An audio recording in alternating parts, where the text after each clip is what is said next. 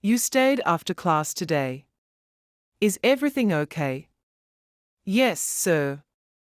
I just wanted to ask you something. Of course. You can ask me anything. Sometimes I feel like I'm not good enough.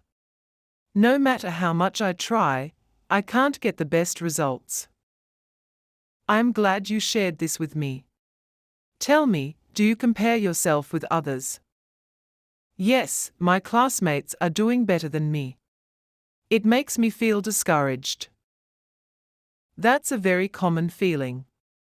But remember, everyone learns at their own pace. Success is not a race. But sir, what if I fail?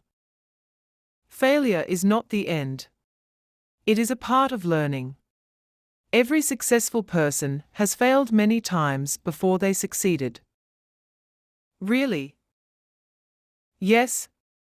The important thing is to keep trying and to learn from your mistakes. Sometimes I lose motivation. When that happens, take a short break, refresh your mind, and then start again.